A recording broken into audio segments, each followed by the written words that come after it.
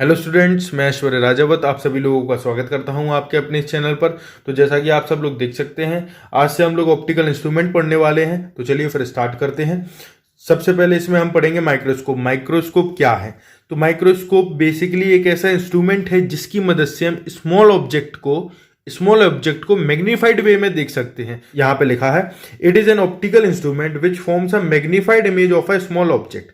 Microscope जो है वो दो टाइप के हैं, वो है सिंपल माइक्रोस्कोप और कंपाउंड माइक्रोस्कोप। तो चलिए आज हम इस वीडियो में सिंपल माइक्रोस्कोप को पढ़ेंगे।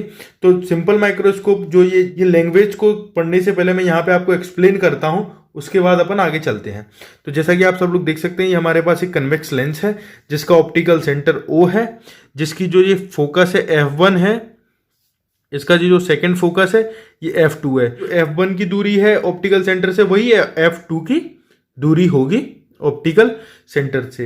तो बेसिकली जो सिंपल माइक्रोस्कोप है वो एक कन्वेक्स लेंस ही है जो कि शॉर्ट फोकल लेंथ का है, और वही इस जो है सिंपल माइक्रोस्कोप की तरह काम करता है। तो अगर जैसे ऑप्टिकल सेंटर और फोकस के बीच में अगर हम यहाँ पे कोई एक ऑब्जेक्ट ए बी रख दें, तो जो इसके लॉ है वो क्या कहते हैं कि अगर कोई लाइट रे प्रिंसिपल एक्सिस के पैरेलल जाती है तो वो F2 से पास होगी, और कोई रे अगर ऑप्टिकल सेंटर से पास करती है तो वो डायरेक्टली पास होके चली जाएगी।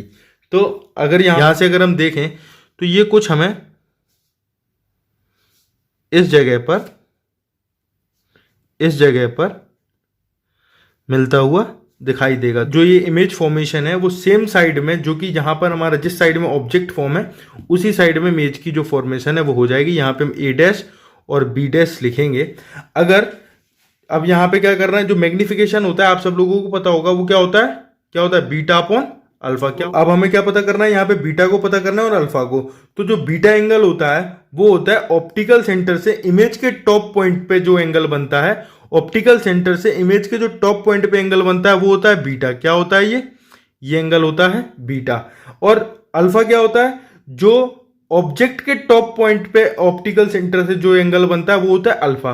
पर लेकिन इसमें हम एक अजम्पशन मान के चलते हैं। वो क्या मान के चलते हैं, जो ये ऑब्जेक्ट है वो जो ए पॉइंट है वो कुछ यहां पे लाई कर रहा है। कहां पे लाई कर रहा है, इसको अगर हम A1 मान लें, तो जो इमेज का टॉप पॉइंट से ऑप्टिकल सेंटर पे जो एंगल बनेगा, टॉप पॉइंट से जो ऑप्टिकल सेंटर पे एंगल बनेगा वो क्या होगा, अल्फा। क्या होगा, अल्फा। जो O से B की दूरी है ये कितनी है, 25 सेंटीमीटर। कितनी है, 25 सेंटीमीटर, जिसको हम D से रिप्रेजेंट करते हैं, जो कि 25 सेंटीमीटर है। तो इसको हम क्या बोलते हैं, least distance of distinct vision. क्या बोलते हैं, least distance of distinct vision. Okay, तो चलिए अब इसमें आगे लिखेंगे। ये जो डायग्राम बनाया हुआ है, ये डायग्राम एक प्रॉपर तरीके से मैं आपको बना के दिखाता हूं।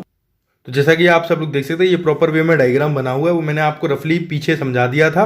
तो अब चलिए इसको पढ़ते हैं कि सिंपल माइक्रोस्कोप है क्या। Simple microscope, a single convex lens of short focal length act as simple microscope. Okay, तो जो इसका प्रिंसिपल है, प्रिंसिपल क्या कहता है, when an object is placed between a lens और optical centre O and its focus. क्या, अगर जो ऑब्जेक्ट है ए बी, क्या बोल रही है लैंग्वेज बोल रही है, जो ऑब्जेक्ट ए बी है वो F1 और O के बीच में प्लेस है, F1 और O के बीच में प्लेस है। A virtual erect and magnified image is formed as on its same side of the object. तो आप सब लोग देख सकते हैं, जो इसकी इमेज है वो वर्चुअल इमेज है, इरेक्ट है, और मैग्नीफाइड भी है, इस इमेज से बड़ी है, जो कि सेम साइड में बनेगी, बिल्कुल बनी है। तो इसमें हम लिखेंगे in figure image formation by a simple microscope is shown in it. Object AB is placed between focus F1 and O. The large virtual and erect image is formed on the same side. The distance between the lens and the object is such adjusted that image A'(B' forms at least distance of distinct vision. इसमें लिखेंगे magnification बराबर, अब इसमें हम आगे देखेंगे expression for magnifying power. तो जैसा कि आप सब लोगों को पता है, मैग्नीफिकेशन किससे डिनोट करते हैं, M से। तो मैग्नीफिकेशन आप लोगों को पता होगा बीटा अपॉन अल्फा।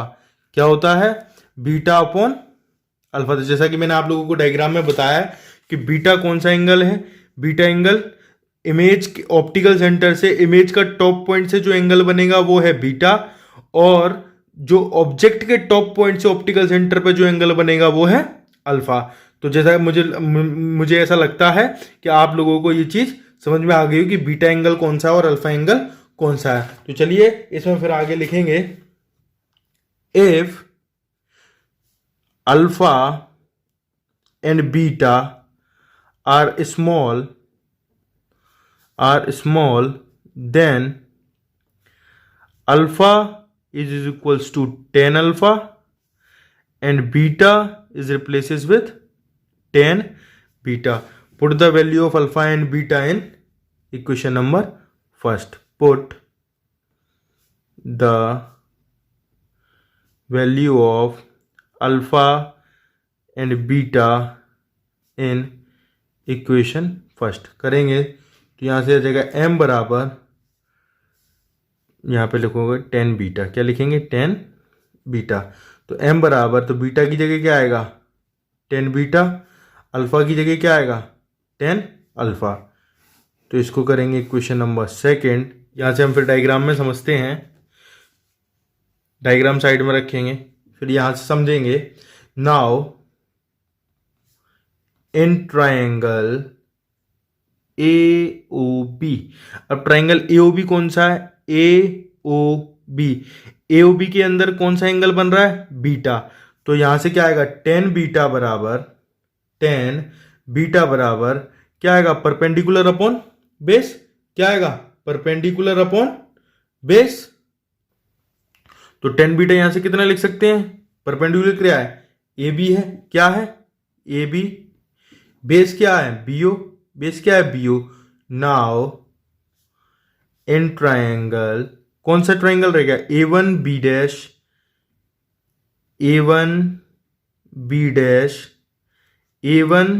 डैश और O। तो इसमें एंगल कौन सा है, इस ट्रायंगल में एंगल कौन सा है अल्फा, A1B डैश O में एंगल कौन सा है अल्फा है। तो यहां क्या लिखेंगे टेन अल्फा बराबर A1B dash upon B dash O, इसको लिखेंगे इक्वेशन थर्ड, इसको लिखेंगे fourth. Put the value of 3 and 4 in equation second. 3 और 4 को इक्वेशन नंबर सेकेंड में पुट करेंगे। अब इसको मैं थोड़ा साइड में रख देता हूं।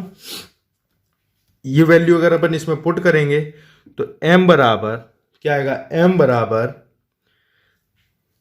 टेन बीटा की जगह क्या है AB अपॉन BO, और टेन अल्फा की जगह क्या है A1B dash upon B dash O। तो जैसा कि आप सब लोगों को इसको फिर उठाएंगे, तो A1B डैश और AB दोनों सिमिलर हैं, बोल है कि नहीं सिमिलर, A1B डैश और AB दोनों सिमिलर हैं। तो यहां से हम लिख सकते हैं therefore AB is similar to A1B dash. तो इसको यहां पे रखेंगे, इसमें वैल्यू पुट करेंगे तो क्या आएगा A1B dash upon BO upon में A1B dash upon B dash O, इससे ये जाएगा। तो m बराबर कितना लिखेंगे ये ऊपर पहुंच जाएगा अपॉन में BO। डायग्राम से B डैश O की वैल्यू और BO की वैल्यू कितनी है, तो देखो B डैश O कितना है अपने पास D है, कितना है D, और BO की वैल्यू कितनी है स्मॉल u है। तो साइन कन्वेंशन इसमें अपन मानते हैं दोनों नेगेटिव में होंगे, कि दोनों इस तरफ हैं, दोनों अगर इस तरफ हैं तो नेगेटिव में, तो ये भी नेगेटिव और ये नेगेटिव से नेगेटिव गया, तो यहां से मैग्निफिकेशन कितना आ गया D अपॉन U। इसको हम करेंगे ब्रैकेट क्लोज और इसको मानेंगे इक्वेशन A, तो जो m बराबर D अपॉन U आया वो क्या है, this is the expression for magnifying power for a simple microscope. तो इसमें आगे हम दो केस देखेंगे, वो दो केस हैं। केस फर्स्ट, इफ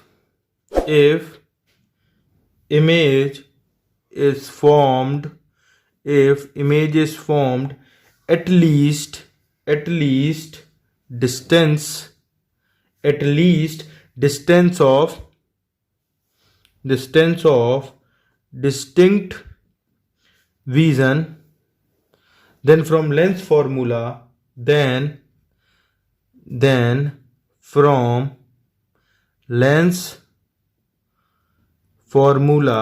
तो लेंस फॉर्मूला क्या होता है? 1/f बराबर 1/v माइनस 1/u। तो जैसा कि आप सब लोगों को पीछे से पता है, जो v है वो अपना क्या है? -d, और जो u है वो क्या है? नेगेटिव है। नेगेटिव है कि नहीं? बिल्कुल नेगेटिव है। तो इसमें जो v की वैल्यू जो है और u की वैल्यू इसमें पुट करेंगे तो 1/f बराबर 1/-d माइनस 1/-u। तो ये यहाँ पे साइन कन्वेंशन चेंज होंगे तो 1/-d plus 1/u, 1/d plus 1/u multiply by d, both the sides, दोनों साइड d का मल्टीप्लाई करेंगे तो d/f बराबर d/-d प्लस d/u। तो d से d गया तो यहाँ आएगा -1, यहाँ बचा -1/d/u। यहाँ से आ गया -1 को इधर पहुँचाएंगे, d/f प्लस 1 बराबर d/u फ्रॉम